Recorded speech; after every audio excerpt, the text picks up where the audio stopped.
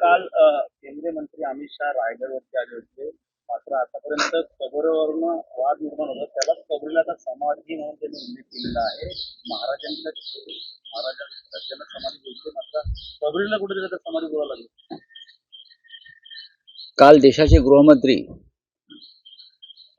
अमित शहा हे रायगडावर आले. निमित्त रायगडचं होतं, पण त्यांचा राजकीय दौरा होता.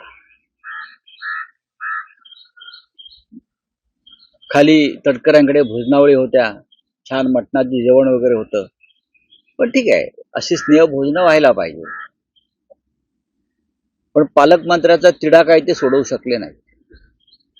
रायगड सारख्या जिल्ह्याला म्हणजे तुम्ही छत्रपती शिवाजी महाराजांच्या नावानं प्रवचन दिलं रायगडावर, तिथे तुम्ही तुमच्या महायुतीमधला एकोपा दाखवू शकला नाही. मी पाहिलं की एसएनसी गटाचे लोक स्नेह भोजनाला नव्हते, असं मी पाहिलं. पण तो त्यांचा प्रश्न आहे. पण रायगडावर आपण जे म्हणताय, जे भाषण आहे, छत्रपतीच्या विषयीचं ज्ञान आम्हाला अमित शहाकडून घेण्याइतकी वाईट वेळ आलेली नाहीये. छत्रपती काय होते, छत्रपतींचा विचार काय होता, छत्रपतींची भूमिका काय होती आणि महाराष्ट्राने काय केलं पाहिजे वगैरे वगैरे, ज्याने छत्रपतींच्या महाराष्ट्रावरती सुडाना कारवाया केलेल्या आहेत औरंगजेबाप्रमाणे, ते आम्हाला छत्रपतींवर ज्ञान देणार आणि त्यांच्या आजूबाजूला बसलेले छत्रपतींचे वंशज आणि छत्रपतींचा जय करणारे लोक माना डोलवणार.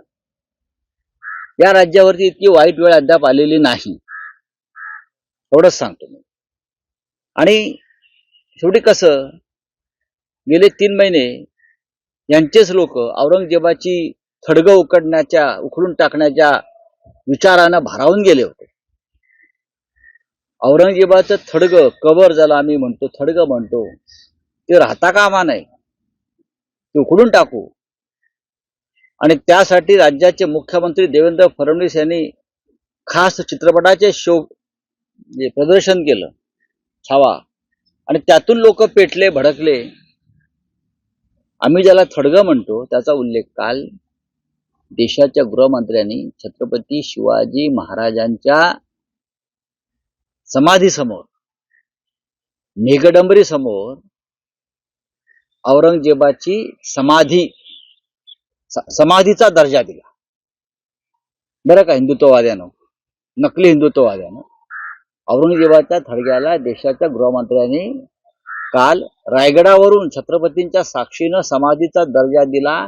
यासारखं या महाराष्ट्राच्या जीवनात वाईट ते काय होणार, ते काल.